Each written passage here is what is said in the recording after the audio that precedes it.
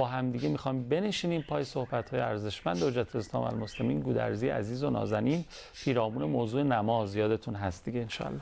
آقا سلام علیکم و رحمت الله. خیلی خوشحالم. زنده باشین، سلامت باشین. با اجازه شما خواهش می‌کنم. عرض سلام و ادب و احترام خدمت همه بینندگان خوب و عزیز برنامه یاد خدا. انشالله که طاعات و عباداتتون قبول باشه و انشالله که در نمازهاتون ما هم از دعای خیرتون فراموش نکنید. زنده باشین. خواهش میکنم، خدمت از ماست. انشالله که نمازهای مردم و نمازهای حقیر و هممون اون صورت زیبای سمت راست بشه. یادتون هست آقای گودرزی فرمودن اعمال ما به همون شکل اون دنیا دیده میشه. نتیجه و اینها رو بذارید کنار، خود عمل رو میبینیم. نماز هم همینه، همون نمازی که میخونیم رو صورتش رو اون دنیا میبینیم. اگر زیبا خونده باشیم اونطور که باید، که حالا قراره توضیح بدن چجوری، طبق فرمایش امام صادق علیه السلام 6 صورت زیبا مؤمن رو همراهی میکنن. صورت زیبای سمت راست صورت نماز ماست که ما خیلی دوست داریم که صورت زیبای نماز ما رو همراهی بکنن در اون جایی که نگرانش هستیم. آقا بفهمید چطوری باید نماز بخونیم که اون اتفاق مبارک بیفته؟ خواهش میکنم. یه توصیه یکی از بزرگان میکرد، من حالا عرض کردم خدمت بینندگان عزیزمون که از دعا فراموش نکنن. الان یه دفعه یادم افتاد، ایشون میفرمود که یکی از کلیدهای سعادت اینه بلافاصله بعد از نمازتون خواستید دعا کنید، برای پدر مادرتون دعا کنید. بلافاصله بعد از نماز برای پدر مادر میخوایم شروع کنیم به دعا کنیم. حالا تو اون تعقیبات داره، حالا آداب گفته شده تو مفاتی و بزرگان فقها گفتن که حالا تعقیبات نمازها چیاست، اما خواستیم شروع کنیم به دعا و اولین دعایی که میکنید برای پدر مادرتون بعد چی میشه؟ حالا دیگه باید توصیه است دیگه، بالاخره یه ادب در واقع، یه ادب. الان من در جایگاه استجابت دعا قرار گرفتم بعد از نماز، وعده پروردگاره که دعا مستجاب میشه. اولین کسی که براش دعا میکنم پدر و مادرمه که اگرچه پدر حقیقی ما وجود مبارک امام زمان علیه السلامه و علی القاعده باید اول برای او دعا کنیم، کما که تو زیارت جامعه هم داریم که در موقف دعا هم شما رو مقدم میکنم و مقدمکم امام طلبتی و ارادتی و حوائجی. این اتفاق است که باید بیفته، ولی خب بالاخره یه توصیه از بزرگان. سوال خودم بدم اومد. چرا آقا؟ یه ذره همچین تاجر معابانه بود. آقا چی میشه؟ خب دعا کنیم برای پدر مادرم، چی بهمون میدن؟ خوب نیست اینجوری. یعنی یه لحظه خودم در واقع بعد سوالی که کردم یه تلنگری بهم زده شد.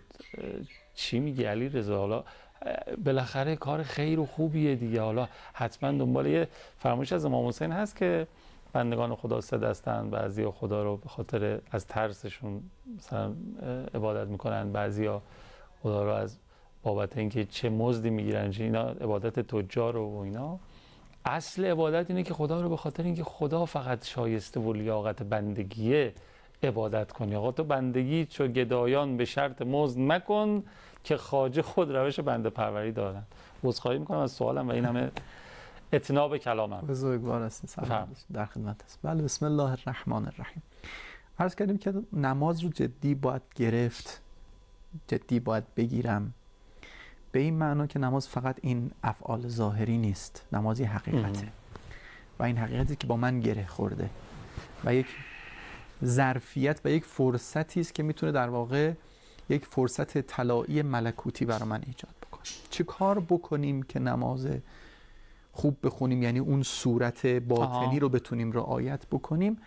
اون چیزی که بزرگان ما سفارش کردن، توصیه کردن، از حضرت امام رضوان الله تعالی علیه، از استادشون مرحوم میرزا جواد آقای ملکی تبریزی گرفته رضوان الله تا بسیاری از اساتید بزرگواری که انشالله سایه‌شون مستدام باشه، همه تو این کتاب‌های اسرار و آداب نمازی که نوشتن و سفارشی که کردن بحث رعایت آدابه.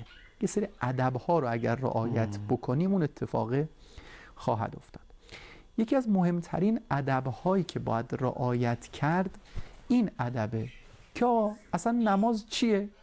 ببینید گاهی وقتا ما تصور میکنیم که مثلا که نماز روحانیه، مثلا یک سری متون، انگار مثلا من یک متن ادعیه‌ای رو مثلا دارم همینجوری از روش میخونم، یه کاری مثلا اینطوری دارم نگاه نماز میکنم دیگه، به تعبیری که شما داشتید برم نمازمو بخونم. خب حالا که نماز یک حقیقته، یک واقعیت، اون واقعیت چیه میخوام اینو عرض بکنم. امیرالمومنین علیه السلام، ببخشید یه نماز یه واقعیت، امیرالمومنین علیه السلام. یه پرانتز کوچولو، میدونید من چرا میگم آقا من برم نمازمو بخونم؟ یه جوری میام برم نمازو بخونم، هیچ فرق. آقا من برم این روزنامه رو بخونم، آقا من برم این پیامی که اومده تو موبایل برام بخونم. آقا نمازه. آها این نماز چیه؟ این که شما الان میگید آقا نمازه، این چه نکته‌ای داره؟ امیرالمومنین علیه السلام مثلا نماز، وقتی وقت نماز میرسید این تعبیر رو داشتن که قد حان وقت زیاره، وقت ملاقات رسید. خب میخوایم بریم ملاقات، میخوایم بریم زیارت. الحمدلله مردم ما با مفهوم زیارت خیلی آشنا هستند. یعنی یک مثال واضحی روشن برای مردم و اتفاقا خیلی دغدغه مردم هم هست. لذا تو زیارت ها خیلی سوال میکنن که آقا چیکار کنم یه زیارت خوب داشته باشم؟ از آیت الله بهجت سوال کرد آقا زیارت خوب چه زیارتیه؟ من میخوام الان مثلا برم محضر علی ابن موسی رضا علیه السلام، میخوام برم کربلای سید الشهدا، محضر امیرالمومنین در نجف. زیارت خوب چه زیارتیه؟ آیه وقتی تعبیر قشنگی به کار بردن، فرمودن آقا قلب و لسانت با هم هماهنگ باشه. میریم مشهد شروع میکنیم زیارت نامه خوندن. تو این زیارت نامه خوندن یه چیزایی داریم رو زبونمون جاری میکنیم، اما آیا دلمون هم همراه اون چیزی که داریم میگیم هست؟ آقای بهجت میگه زیارت درست اونی که دل و زبونت با هم همراه باشه. اشهد انک تشهد مقامی یا علی ابن موسی رضا، من شهادت میدم تو داری منو میبینی. ببینید اگر دل من با همین جمله جلو بیاد، خب که تو اذن دخول زیارت علی ابن موسی رضا علیه السلام هست، خیلی داستان متفاوت میشه. و تسمع کلامی، یعنی به این مفاهیم توجه داشته باشی، دلم همراه بیاد دیگه. ببین بعضی که فقط یه جمله رو بخونم بعد بگم خب آقا این خوندم ثوابشو بردم. که وقتا این کارو میکنیم دیگه، شروع میکنیم تون تون پشت سر هم مثلا میخونیم، فقط الفاظ عربی رو میخونیم میگیم آقا برای ثوابش، حالا اون ثوابش سر جای خودش، اما اون زیارت اتفاق افتاد. آقای بهجت میگه زیارت درست زمان اتفاق میفته که این دل و زبان تو با هم همراهی کنی. یه بار از حرم امام رضا علیه السلام اومدم بیرون، یه بنده خدایی گفتش که میخوام یه سوالی بفرمایید. گفت من از دست این آقا شاکیم. اشاره کرد به حضرت علی ابن موسی رضا علیه السلام. از دست این آقا شاکیم. چرا شاکی هستی؟ گفت این آقا صدای منو نمیشنوه. خب ببینید اگه به همین فراز توجه بکنیم موقع ورود به حرم، خب اشهد انک تشهد مقام، تو داری منو میبینی و ترد و سلامی، سلام منو جواب میدی، صدای منو میشنوی. خب اگه دل من با این باشه دیگه اون حرف رو نخواهم زد. اصلا کلا شکل و شمایل زیارتمون عوض متفاوت میشه. خب نمازم دقیقاً همینطوره. آقا نماز گفتگوست. گفتگوست، دو طرفه است، مخاطب داره. به اون مخاطبه توجه کنیم. من دارم با مخاطبم حرف میزنم. یه تعبیر بسیار بسیار، یه نصیحت بسیار بسیار عارفانه و اخلاقی و زیبا و با زبان بسیار ساده رهبر انقلاب اون تو بحث نماز دارن. ایشون میگه نگاه کن الان من دارم با شما حرف میزنم توی سخنرانی، نگاه کن الان دارم با شما حرف میزنم، من دارم به شما توجه میکنم دیگه. بله. به شما دارم توجه میکنم، با شما دارم گفتگو میکنم، مطالب رو متناسب به شما، حال خودم رو متناسب با حال شما، حالا اینا رو من دارم اضافه میکنم و حتی مثلا حرکات و سکنات و نمیدونم پایین بالا کردن تون صدا، همه اینا متناسب با مخاطبم دیگه دارم با خیلی خوب. خب حالا همین حالم تو نمازه. عین همینم تو نماز بیاریم. داریم با یه نفر تکلم میکنیم، حرف میزنیم و بعد ایشون میفهمودن که خب حالا چقدر خوب آدم بفهمه تو نماز داره چی کار میکنه. لااقل یه ذره وقت بذاریم یه مطالعه مختصر کوچولو که آقا مثلا الله اکبر یعنی چی، بسم الله یعنی چی، قرائت مثلا چیه، رکوع با رکوعم دارم چی کار میکنم، با سجدم دارم چی کار میکنم. این و تو نماز این حال رو با خودم داشته باشم که آقا من در حال یک ارتباط ویژه برقرار کردنم، یک مخاطبه هستم، یک گفتگوی طرفینی هستم. و بعد البته یه نکته ایشون میگن، از اون ور میگن که خب حالا شاید کسی برگرده بگه که ای بابا، خب حالا من مثلا شاید سواد نداشته باشم، من عربی بلد نیستم، پس یعنی الان من از این فیض مثلا عظیم نماز محرومم که نمیفهمم مثلا این جملات و این کلمات معناش چیه. ایشون میفهمودن همین که شما فی الجمله بدونی داری با خدا حرف میزنی، خدا دارم با تو حرف میزنم، عبد تو در مقابل شما ایستاده و داره با شما گفتگو میکنه. ایشون میفهمن اگه به همین مقدار هم توجه داشته باشیم این مقرب است. و بعد یه هشدار دادن برای کسانی مثل بنده که دارم الان این حرفای که حرفا قشنگه، خب دارم این حرفها رو عرض میکنم چون کلمات بنده نیست، عرض کردم قشنگه. و فرمودن چه بسا کسانی باشند که معانی نماز رو بلد باشند، درباره نماز مطالعه کرده باشند، حتی تفسیر مثلا حتی اسرار نماز رو هم مثلا تو روایات و کلمات بزرگان دیده باشند. و اینو بنده اضافه میکنم و چه بسا ساعتها دربارش هم صحبت کرده باشند، اما وقتی که به نماز می ایستند همه رو فراموش میکنن. الله اکبر. همه رو فراموش میکنن. الله. این اون نکته است، داریم با خدا حرف میزنیم. اگه به این توجه کنیم این اولین ادب نماز رعایت شد. آره، اصلا یه عبارتی که زیاد شنیدم از بزرگان به نظرم که میگن اگه میخوای خدا باهات حرف بزنه قرآن بخون، اگه میخوای تو با خدا حرف بزنی نماز بخون. و بعد حالا توی نماز ما قرآن هم میخونیم. یعنی در واقع این یه جاده دو طرفه است که هم ما داریم با خدا حرف میزنیم، هم خدا داره با ما حرف میزنه. به تعبیر شما یک گفتگوی اتفاق میفته. توی احوالات امام کاظم دیدم، از حفص خوندم که ایشون گفتن که امام کاظم یه جوری قرآن میخوند، حالا غیر از اینکه محزون بود انگار داره با کسی حرف میزنه. یه جوری نماز میخوند، حالا تو نمازم قرآن میخوند، انگار داره مخاطب داره. این رو آدم میدید در وجود. به نظرم نمازی که به این شکل ادا بشه چه نمازی بشود. همون نمازی میشه تو تلویزیون مثلا آقای بهجت دارن نماز میخونن، اصلا توی دنیای دیگه است. قشنگ توی دنیای گفتگوی دو نفره خودش و خداست که آدم این رو درک میکنه و احساس میکنه. خدا کنه طعم شیرین چنین نمازی رو مردم هممون بچشیم انشالله. بریم و برگردیم. در خدمتتون هستم. بفرمایید. خواهش. اللهم صل علی محمد و آل محمد و عجل فرجهم. خدا رو 100,000 مرتبه شکر که به برکت برنامه یاد خدا ما دوباره آیه از آیات نورانی قرآن کریم رو با هم دیگه مرور کردیم. چشم و دلمون روشن شد با آیات مبارکه قرآن کریم و انشاءالله بیش از پیش مأنوس باشیم. آیه 14 سوره مبارکه طه رو دوستان من پخش کردن. اگر صلاح میدونید یه قدر راجبش صحبت بکنید که کاملا مرتبط با بحث. بله، بحث ما همین بود که اولین ادب نماز اینه که نماز رو برای اینکه به اون حقیقت باطنی برسیم باور کنیم داریم با خدا حرف میزنیم، با خدا داریم گفتگو میکنیم. اقم الصلاة لذکری، خدا داره میگه برای یاد من، برای ذکر من، با این نگاه بیا وارد نماز بشو. توی روایتی داره که از امام باقر علیه السلام حضرت فرمودن که وقتی بنده خدا به نماز می ایسته خدا با نگاه رحمت بهش نگاه میکنه. این خیلی قشنگ، خیلی قشنگ، خیلی بشارته. اصلا همینجا وایسیم. وقتی بنده خدا به نماز می ایسته الله اکبر میگه خدا با نگاه رحمت به اون نگاه میکنه. چقدر ما دوست داریم اهل بیت علیهم السلام که خودشون عباد الله هستند یه لحظه به ما نگاه کنن و اون نگاه مهربون و نگاه از رحمت باشه. حالا این فرصت طلایی برای ما پیش اومده. خدا میگه تو که میگی الله اکبر، من خدا به تو فقط به تو نگاه رحمت میکنه. و این نگاه رحمت حضرت فرمود امتداد داره تا کی؟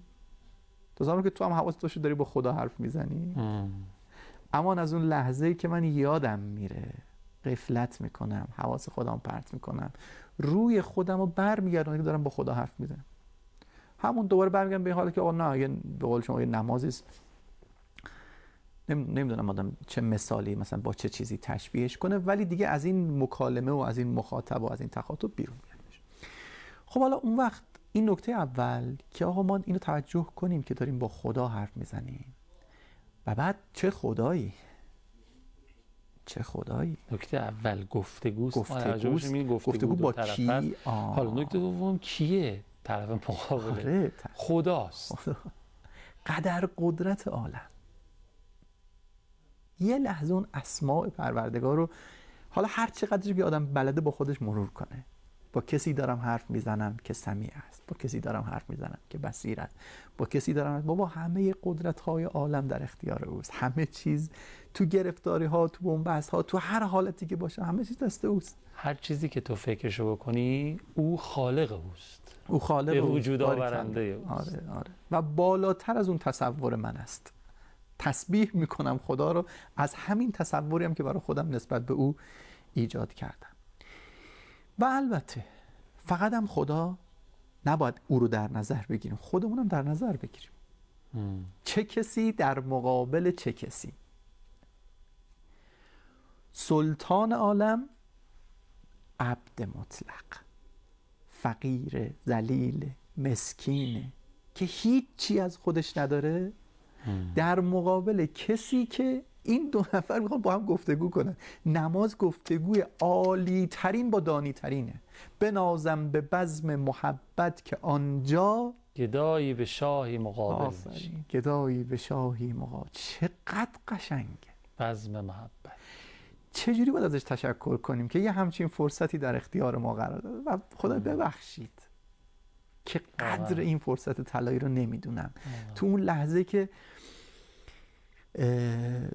واقعا آدم نمیدونی اون رو چجوری تشبیه کنه، چون درست نیست این تشبیه ها. کنه خدا از همه چیز فارغ میشه و انگار تو عالم هیچ کسی رو جز من نداره و با اخلاص کامل به من توجه میکنه و من اون وقت متاسفانه این اخلاص رو ندارم. یه تعبیری حضرت استاد جوادی آملی حفظه الله دارن، میگه ادب نماز به طهارته. خب ایشون تعبیرش اینه، میگه که چطور ادب قرآن طهارته، قرآنی که هم ظاهر داره هم باطن داره، هم برای ارتباط با ظاهر قرآن شما باید طهارت داشته باشی، هم برای ارتباط با باطن قرآن به طهارت نیاز داری. لا یمسه الا المطهرون. نماز هم یکی از چیزایی که تو قرآن راجع بهش صحبت شده. خود نماز هم ظاهری داره و باطنی داره. برای ارتباط با ظاهر شما طهارت نیاز داری، باید وضو بگیری، باید تیمم بکنی که با ظاهر نماز بخوای ارتباط برقرار کنی. باطن نماز هم طهارت نیاز داره. بعدشون میگه طهارت باطن نماز طهارت از چی؟ میگه طهارت از لوث نظر به غیر معبود. یه بار دیگه بفهم. طهارت از لوث، از پلیدی نگاه کردن به غیر خدا، ز هرچه غیر یار استغفر الله، ز بود مستعار استغفر الله. دمی کان بگذرد بیاد رویش، از آن دم بی شمار استغفر الله. اگه کسی به این طهارت برسه، خدا ببخشید از این که به غیر تو دارم توجه میکنم، این ادب در واقع پاکی و طهارت ورود به نمازه. اصلا همین تکبیرت الاحرام الله اکبری که میگن این دست میره عقب، آقا یعنی همه چی برو عقب، زهر چه غیر یار استغفر الله است توش. همه چی فراموش، فقط خدا. بله. یعنی وارد جایگاهی شدن، وارد فضای دیگه منم و خدا. منم نیستم. حالا اگه بخوای یه ذره بالاترش بیه، حالا منمی که بالاخره اون کسی که الان داره با خدا گفتگو میکنه، حالا با هر تفسیری که هست، ولی بالاخره پایین ترین موجود عالم، پست ترین موجود عالم، ضعیف ترین موجود عالم در مقابل خدا داره با اون خدایی که قوی است داره صحبت میکنه. اینا اگه بهش توجه کنیم اولین ادب خداست. حضرت امام رضوان الله تعالی علیه تعبیر زیبایی دارن. ایشون میفرمایند که تو همه افعال عبادیمون، اصلا عبادت یعنی همین. عبادت یعنی توجه به این دوتا چیز، عز ربوبیت و ذل عبودیت. اگه اینو من بفهمم، او عزیز مطلق است و من ذلیل مطلق، این میشه روح عبادت تو همه عبادات. و بعد میگه تو نماز که رأس همه عبادات، این خیلی خودشو نشون میده. و ایشون میگه اولین ادبی که حضرت امام، اولین ادبی رو که تو کتاب آداب و صلاتشون ذکر میکنن، اینو ذکر میکنن: توجه به عز عبودیت و ذل، عز ربوبیت و ذل عبودیت. اینو اگه آدم بهش توجه کنه که عبید که به فنا، اون بنده کوچولوه، اون بنده ضعیفه، او اومده در پیشگاه تویی که همه چیز هستی ایستادی. اینو اگر تو نماز درک بکنیم، اولین در واقع ادب نماز رو، و چقدر مقام بلندی هم به دست میاریم و چقدر همین نماز چه نمازی شود با همین مقدارش، با هر چقدر که بتونیم بفهمیم، به هر چقدر که بتونیم رعایت کنیم. شما تصور کنید نمازی که اینا توش نباشه با نمازی که این ولو به اندازه حد اقلی توش باشه، وقتی این چقدر بالا میره.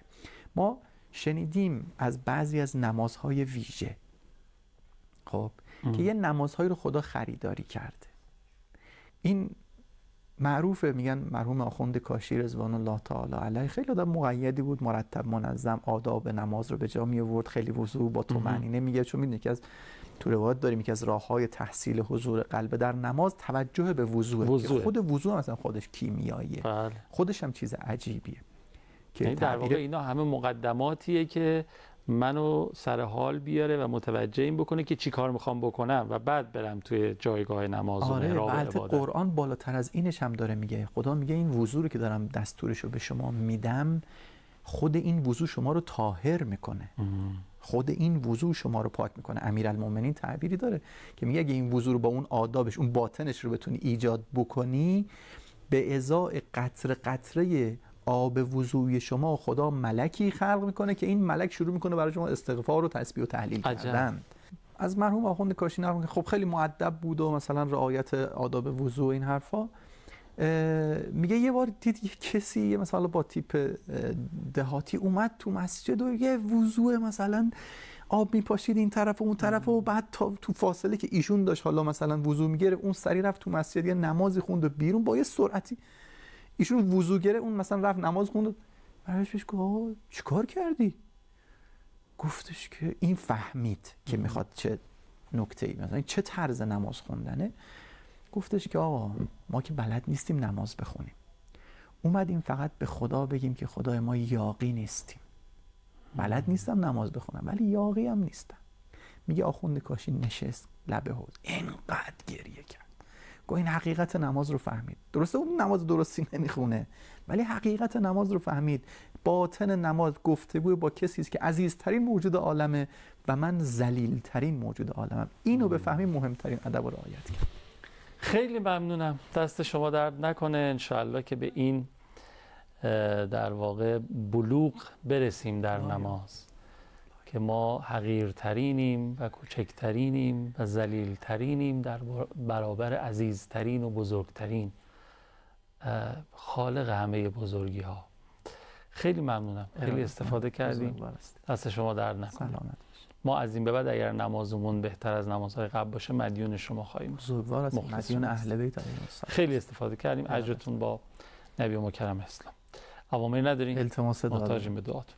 خیلی ممنونم که تا پایان برنامه خودتون رو تماشا کردین. مراقب خودتون و خوبی هاتون و نمازهاتون و نمازهامون باشیم.